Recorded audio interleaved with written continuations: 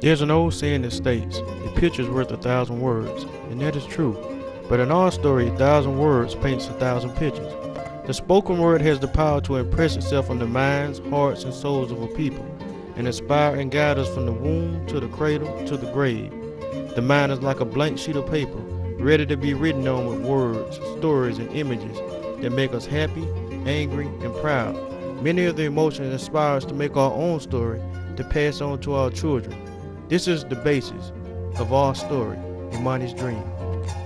Africa, the birthplace of many of the world's first creations. Africa is 5,000 miles wide from the Atlantic to the Indian Ocean and is about the same distance from the top to the bottom. Great Mother Africa is several times the size of Western Europe and twice the size of America, filled with great mountains, great rivers, deserts, beautiful animals, architectural and engineering greatness, plants, beautiful animals, everything you can think of, a land of paradise and adventure. Our story takes place in New York, in West Africa, along the banks of the Niger River in the great city of Timbuktu and Mali, and at the edge of the Great Sahara Desert. We have all heard of the saying, "You better quit before I knock you to Timbuktu." But Timbuktu is not just a saying or some kind of joke. The great city of Timbuktu was a place of greatness in West Africa before Christopher Columbus' discovery of America, where the Indians, the Arawaks, or the Caribs already lived, before the Pilgrims landed at Plymouth Rock on the Mayflower, or before the first Thanksgiving in America, or before the French Revolution, the American Revolution, even before the signing of the Declaration of Independence in America from Britain. This is the story of a little girl named Imani and her great dream of the great city of Timbuktu. Even though she has a dream and visits Africa, the actual facts about the great city of Timbuktu occurred and are written in the pages of history. You just have to dig hard enough to find them. The story of Timbuktu is deep in the minds of the people of West Africa and the rest of Africa. Not only is the history in the minds of the people passed down to them by the griots or the oral historians, the history is in the books all around the world. You cannot just stop there. If you visit west coast of Africa, or some might call it the Western Sudan, you will see greatness still standing there, strong as ever in stone. There are many fine architectural buildings that have withstood the test of time. Some buildings are over 400 or 500 years old. Timbuktu was a land of wealth, trade, and scholarship. For almost 1,000 years, Timbuktu was where people of Africa sold their wares on the banks of the great Niger River and at the edge of the Sahara Desert. People from all over Africa made their way to the great city to find things that would just blow your mind. There you could find gold, jewelry, beautiful clothes, beads, beautiful gold, silver, and copper bracelets, fish, vegetables, toys for the kids, farming tools, weapons, tools for building. Not only did African people trade their goods there and buy things, but people from distant lands found their way down the great Niger River and came from North Africa across the great Sahara Desert. On any given day, you could find people of all races bringing their goods, Asian jewelry, art from India. In other words, Timbuktu was one of the world's first trading centers. Timbuktu was a city that at the height of its glory had 100,000 people. And of those 100,000 people, 25,000 were students studying algebra, anatomy, law, medicine, and many other subjects. Also, one of the greatest items that was traded in Timbuktu was books. Yes, books were traded almost as much as gold.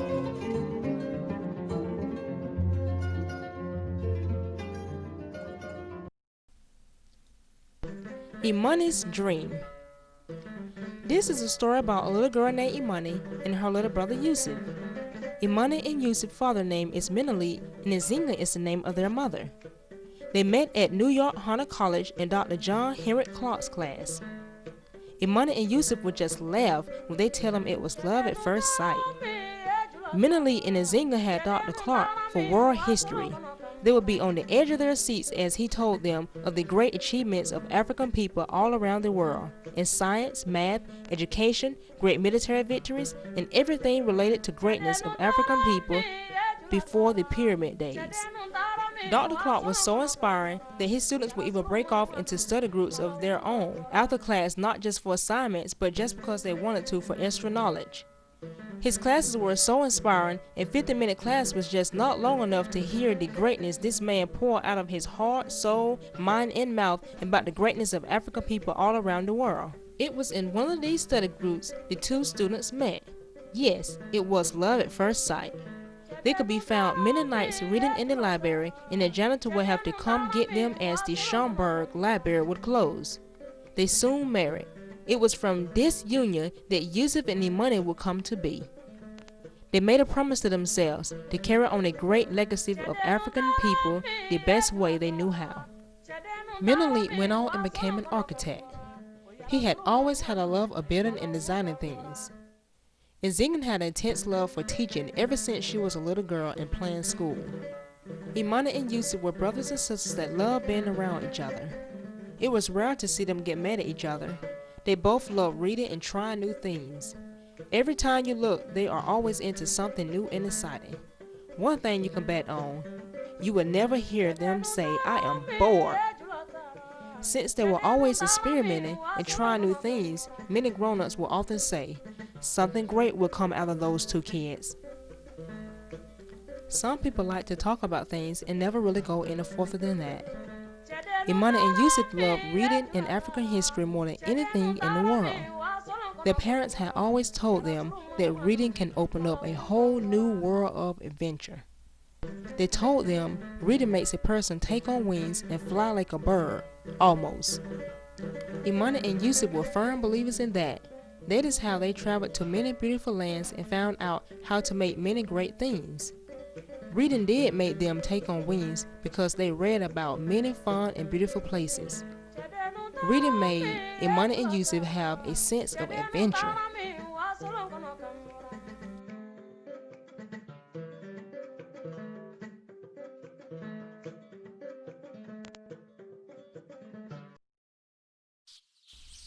One Saturday morning, as birds were chirping and music was playing in the background, Imani and Yusuf were playing ball at the park.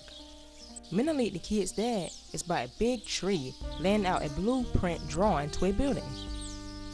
Okay, how am I gonna lay out this building? As Imani and Yusuf played ball, Mom is grading her students' papers. Imani throws the ball to her little brother Yusuf. Catch! The ball made a ting sound as they hit it back and forth. They were having so much fun as they laughed and threw the ball to each other.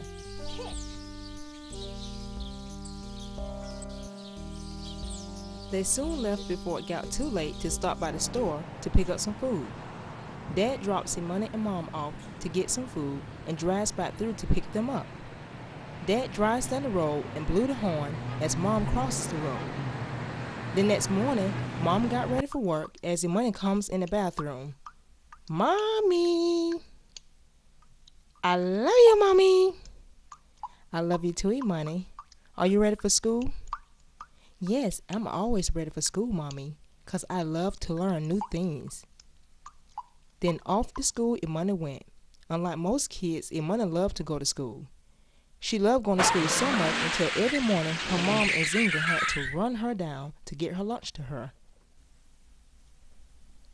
Imani loved to watch the ducks, frogs, and fish swim in the pond down by her house on her way to school. Wow, I see the fish! As Imani looks down into the water at her reflections. The frog says, "You guys want to move out of my way?" Whee! Whee! Whee! The fish said, "Oh my, here he comes." Imani just smiled. "I see the fish and the frogs." Imani went inside the school. She met her friend Jamal at the door. "Hi, Imani. How are you this morning?" "I'm fine. How are you, Jamal?" Good morning, class. Take your seats and let's get started. Today you will be picking out a book of your choice to take on for the weekend to do a book report on. So come on up quietly and pick out a book. Jamal walks down by Imani. "Guess what, Jamal? I'm going to the beach this weekend with my family." "For real?" Imani sits to the table and looks through the African history book she picked out. "We Africans are some great people," Imani thought to herself. "We have a great history of science, math, architecture, medicine, and many other great inventions. Imani sat back in her desk as the teacher talked to the class about the books they had chosen. Class, I want you all to take your time and do the best possible research on your African history reports. Once you finish, I want you to make a story out of what you find in your research. I want you all to get used to doing research. Once you get used to doing the art of research, there's nothing in this world you cannot have as long as you know how to get it. In Africa, storytelling is an important part of our society. People have told stories for a long time. As long as there has been language and words, people have told stories. The person that tells the stories in Africa is called a griot. They are a walking, talking library, class. Many times they tell the greatness of African people with music. Stories are one way that people make sense of the world in which they live. Most stories have a beginning, a middle, and an ending, but some stories do not. A story can tell you something about what you feel that you can't explain easily. Stories can tell you about something that is true, even if the story is made up. We can tell when a story is true by the way it makes us feel inside. Great stories take us on a journey in our imagination. Great stories help us know what is possible. Great stories bring us into them, and we can feel what the characters feel. Happiness, anger, pride. I want you all to be great storytellers. I mean great storytellers. Dig down inside yourself and be the best that you can be. Imani thought to herself, I cannot wait to get started on my story. The school bell rings and the kids go home for the day. Once Imani got home from school, she decided to read some more. The great city of Timbuktu just had her mind spinning like a merry-go-round. She read how Africans on the west coast from countries like Ghana, Nigeria, Mali, and other countries traded along the Niger River. The name of the book she decided to use for her report was named Introduction to African Civilization by John G. Jackson. Imani was so excited reading the beautiful things that could be purchased at this great city called Timbuktu in the country of Mali, down on the great Niger River. She decided that day she wanted to know everything she could about Timbuktu. I want to read everything I can about the great city of Timbuktu. Oh, before I forget, I need to check out the bibliography page to find other books that talk about Timbuktu. Time just seemed to slip by Imani, and she read line by line of the book with so much excitement. She wrote down the name of the other books in the bibliography page. They included the book Timbuktu the Mysterious by Phyllis Du Bois, Golden Trade of the Moors by Edward William Boville, and The Golden Age of the Moors edited by Ivan van Sertima. Imani read about how Africans studied science, the stars, the moon, and sun, and how they played a very important part in our universe. Wow, this is amazing. At the University of South Korea and University of Geneva, African people even studied the stars and could tell what kind of weather was coming. I believe Daddy and Mama called the word astronomy. That's it, astronomy. Imani was so excited. As soon as her dad came in from work, Imani talked with him about what had her so excited. I'm so proud of you, Imani. You kids make us so proud. Before it gets too late, you need to get ready for the beach, and we'll talk more later tonight. Okay, Dad. Imani went to her room to get ready, and she read some more, and she read and read and read. When Imani and her brother Yusuf arrived at the beach, they started right away gathering up lots of sand. Imani had an idea. Why don't we add a little water in the sand to make the sand stronger? Great idea, said Yusuf. Once Imani and Yusuf finished the last stages of their little Timbuktu building they were making from sand, they shaped and molded the last part of the building. They were just smiling from ear to ear, so big it was as if it lit the whole beach up like the sun with their smile. People had started to gather around the kids without them even noticing it. Their minds were locked in on their sand Timbuktu building, and it seems nothing else mattered to them. It was an awesome sight to see. Yes, it was indeed. No matter what your age was, it was hard to pass by Imani and Yusuf's sand building and not stop and be in amazement. Most kids love to build sandcastles, but not Imani and Yusuf. They made a promise to themselves before leaving to come to the beach that they were going to build their own buildings at the beach, but not that same old boring stuff every little kid likes to build at the beach, a sandcastle. They made a promise to themselves. They were going to make a building like the ones their parents told them about every night before going to bed, like the magnificent buildings of the University of Socorro, Goa, and Janae that was made before the Pilgrims landed on Plymouth Rock on the Mayflower in America.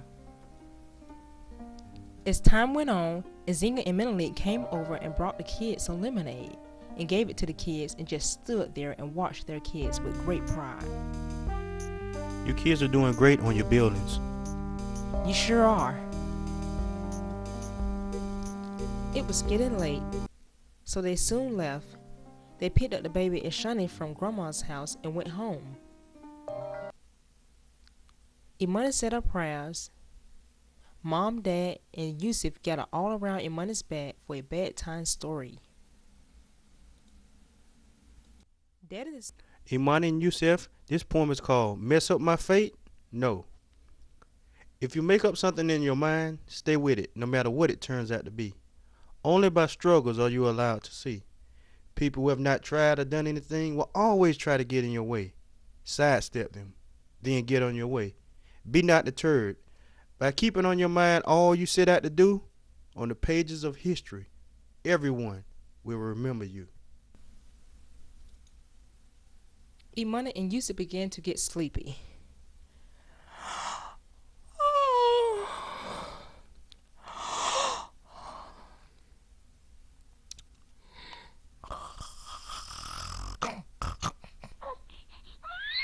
Then the baby Ishani started to cry. Dad checked on the baby Ishani and got her back to sleep. Mom tucked the kids into bed. Good night. Good night, Yusuf. Mommy loves you. Mom went to her room and she talked briefly with Daddy about their great kids. Off Imani went into a dream of Africa after reading about it all day. In the dream, Imani's school was near her house and her favorite duck pond, and she stopped to see the ducks as always. Wow, I see the fish. I can see the frogs. Oh, the fish is so pretty. She could see the teacher at the African University, the University of Sankore, standing in the door. The teacher's name was Ahmed Baba. He waited for her to come into class. She went into the class. Some of her classmates were there in a dream too. Ahmed Baba only used the school as a meeting place because the biggest school was the universe. So after everyone made it to school, they all left together to study the world, not just subjects in math, art and spelling book, but the world as a whole. As they walked to some of the great places Professor Baba wanted to teach Imani and her friends about, he began to talk. Imani and her friends were so happy to be taking the field trip. Imani was very much at ease with her teacher. He, like her father, seemed so confident and had a great presence about himself. He began to talk as they passed the great buildings in the city of Timbuktu. Okay, class. First of all, I want to tell you we come from a great people, the Africans. Our history is very long, and we are builders, teachers, doctors, architects, kings and queens, farmers, singers, dancers, lawyers, everything, just like any other people. In this great city of Timbuktu, the gold is a source of great wealth for Mali, and so is the trade in food, fish, clothes, artwork, jewelry, corn, rice, everything you can think of. Now I'm going to tell you about the salt and gold trade. Slabs of salt is traded for gold in West Africa. Timbuktu, Goa, Janae, and other countries in West Africa. West Africans just love salt from the north. See, Imani, salt comes from the north in salt mines called Tagazi and Tadini. Once the salt has been cut from the mines, slabs are loaded onto camel caravans. The camel caravans head south toward Timbuktu, traveling nearly 2 weeks through the hot Sahara Desert. The camel caravans are led by guides that know how to navigate the desert with great skill, like a captain on a ship at sea, and he must have survival techniques. He must have navigation down to an exact science. If not, they will die in the Sahara Desert. There are no signs to tell you where to go. You must use everything in nature to help you stay on track. The sun, the moon, stars, sand formations, the smell of the air. Everything, Imani. Once the salt arrives in Timbuktu, it is passed on to local merchants and distributed down the Niger River to larger salt markets in West Africa. What was the salt used for? The salt was used for flavoring, seasoning food, help preserving meat, and other things. Salt is used like a bargaining tool to get things that a person might want. Say for instance, a fisherman might give a boat builder some fish for 5 slabs of salt. We are the masters of the art of trade. Oh, just like we use money? Yes, Africans just made an even trade on what they needed. Wow. Can I touch the cameras? Sure, just rub him gently, Imani. Professor Baba, what are those beautiful buildings made out of? It is made out of adobe, which is clay and wet dirt, from the banks of the Niger River. Instead of baking bricks in the oven, we go ahead and take care of everything at one time by building and shaping it to get this awesome site. Then the sun bakes it into concrete, rock hard, you see. You see, Imani, we are great builders, and we use everything from our surrounding with great skill. The long wood poles that stick out of the building are there so the workers can get up high on them after they're built and work on them if they need to be worked on years after they're made. Kind of like a ladder that is permanently there. Why are the building walls so high and big? Well, Imani, the big walls are there to hold the weight of the building and provide insulation from the sun's heat. During the day, the walls gradually warm up from the outside. That way, it helps the inside of the building stay cool all day and night.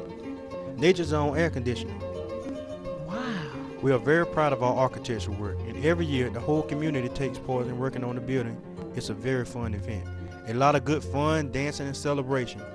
The repair or the maintenance of the great buildings are carried out by the elder builders or the masons. They plan an event every year in the spring to work on the building, putting new adobe, which is clay and wet dirt on it. We're going to a very great place a little later called the Niger River, and you'll see where the material used for the building comes from. The Niger River, you're going to love. Everything takes place down there. So many beautiful things you can buy and trade. After a while, they made their way down the Niger River. The boats were so beautiful. The Niger River is like a shopping mall and a great water highway. See, class, this is the Niger River. Look at all the beautiful things on the boats for trading and buying. On that boat straight ahead are some nice baskets and fabrics and beautiful clothing. A few of the boats are carrying fish and other foods you can eat. In Africa, we practice eating healthy. We eat lots of fruits and vegetables, and in most parts of Africa, we only eat fish. Meats are really not designed to go into the human body because meat has to rot and break down for 5 to 7 days before it comes out of the body, which causes illness and overweight problems later in life. So to avoid this, we choose to eat only fruits and vegetables and fish and drink a lot of water so we can have long, healthy lives. It was getting late. Professor Barber told the class that we're going to go back to the school. Now class, we're going to go on top of the school so we can study the solar system with a telescope. This is called the science of astronomy. We're also going to talk about geology. Geology is the study of the Earth. There are 9 planets revolving around the sun, and the planet we stay on is called the planet Earth, which you all know. The planet Earth is 93 million miles away from the sun. The distance around the whole Earth is 24,896 miles. Light from the sun strikes the planet and makes them spin. The Earth turns on its own axis, and this turning motion is called rotation. The Earth rotates from east to west and makes one complete rotation each day. This rotation is what gives us our days and nights. As the Earth rotates, the Earth has a single wobble. This is because the Earth's axis is tilted at an angle of 23.5 degrees. The tilting of the Earth's axis are responsible for the seasons: summer, fall, winter, and spring. The Earth revolves around the sun once every 365.25 days. Professor Barber, what is the Earth made out of? It's made out of air, water, and land. 75% of the Earth's surface is water, and 25% of the Earth's surface is land. Since the Earth has so much water, is that what caused the snow, hail, and rain? That's a very good question, Imani. As the Earth makes its trip around the Sun, light from the Sun is constantly pulling on the waters of the Earth, pulling it up into the atmosphere. The gravitational pull of the Earth pulls the water back down to the Earth in the form of hail, snow, and rain. Wow, look at all the beautiful stars. See, kids, with the telescope, the stars appear to be closer, but actually they are thousands of miles away. Imani wakes up the next morning. She just yawned and rubbed her face. Imani can't believe the great dream she just had. Mommy, Daddy, I had a dream that I was in the great city Timbuktu. I dreamed about cameras, where salt comes from. I also got a chance to visit the Niger River where all the trading takes place. Imani was so excited. She went on to school that Monday and read her report to the whole class. The kids were at the edge of their seats as Imani read her book report.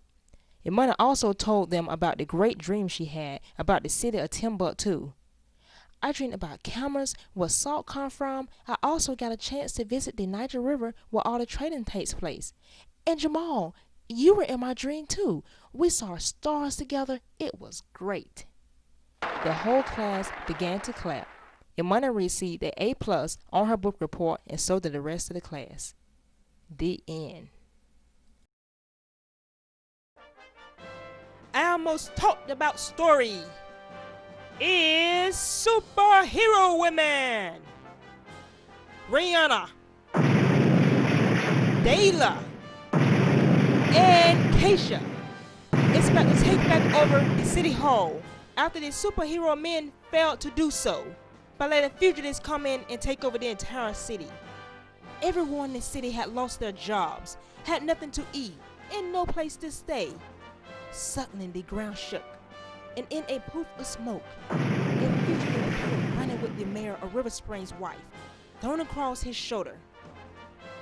Keisha quickly stuck her leg out and trips him, and Rihanna and Data catches the mayor's wife. The ladies then clean the city up and help the mayor take back over his former possession.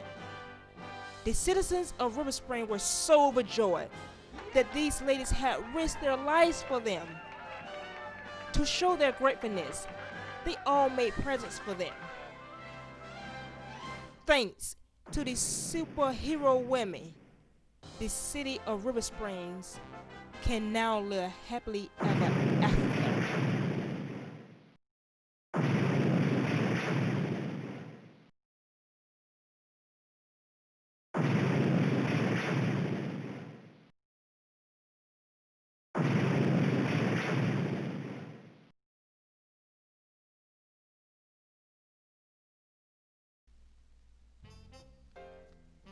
Time out for math.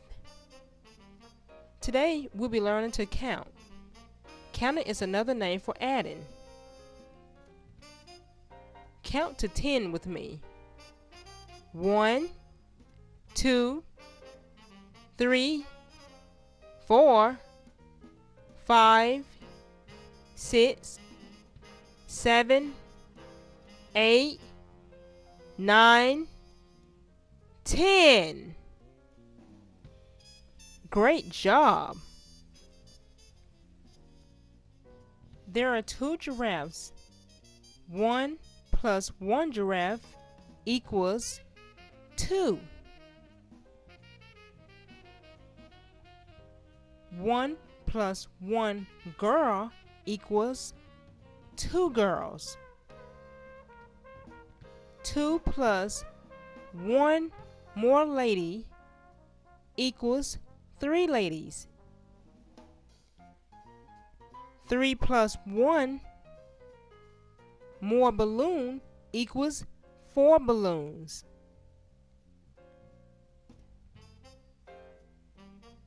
2 plus 1 more giraffe equals 3 giraffes.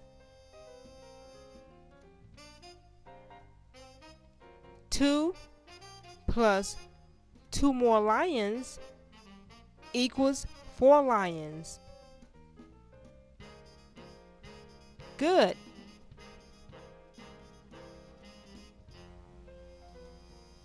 Now let's move on to our multiplication tables. The first one is 1 times 7. 1 times 7 equals 7. 2 times 8. 2 times 8 equals 16.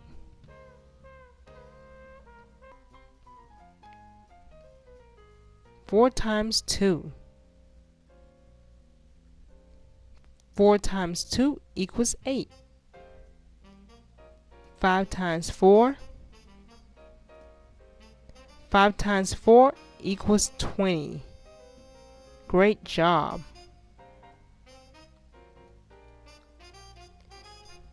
Next, we have 6 times 9.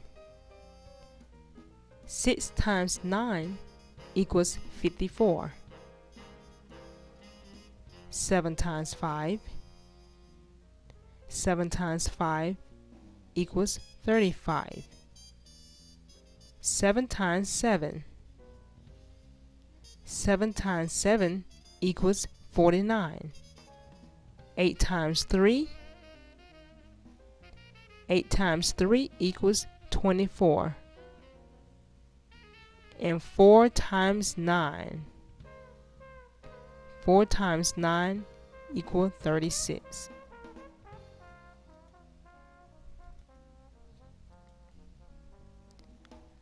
Five times 8. 5 times 8 equals 40. 7 times 5. 7 times 5 equals 35. 7 times 6. 7 times 6 equals 42. 8 times 2.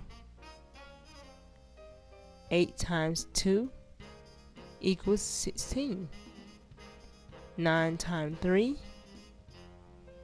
9 times 3 equals 27. 9 times 4. 9 times 4 equals 36. Great job.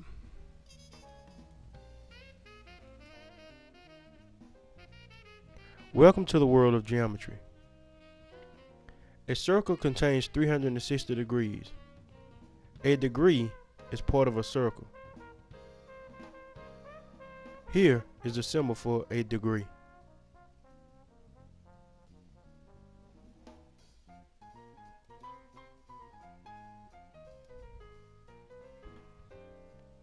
Here is an angle. An angle is formed when two sides meet at a point. The lines that form the angle are called sides of the angle. The point where the lines meet are called the vertex. Angles can be very small or very large. The size of an angle depends on the opening between the sides. A large angle has more opening than a small angle. Turning the angle does not change its size. Changing the length of one or both sides of the angle does not change its size.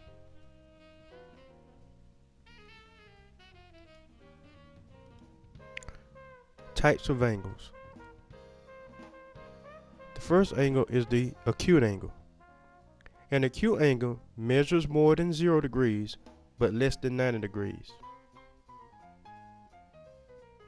Acute angle. Acute angle measures more than 0 degrees but less than 90 degrees.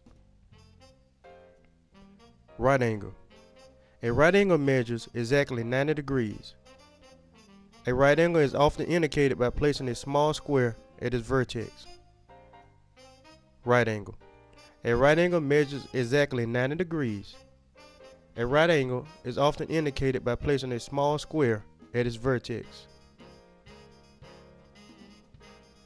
Lines that meet at a right angle are called perpendicular lines. This is the symbol for a perpendicular line. Lines that meet at right angles are called perpendicular lines. This is the symbol for a perpendicular line. Obtuse angles. An obtuse angle measures more than 90 degrees but less than 180 degrees. Obtuse angles. An obtuse angle measures more than 90 degrees but less than 180 degrees. Straight angles. A straight angle measures exactly 180 degrees. A straight angle is the same as a straight line. Straight angles. A straight angle measures exactly 180 degrees. A straight angle is the same as a straight line.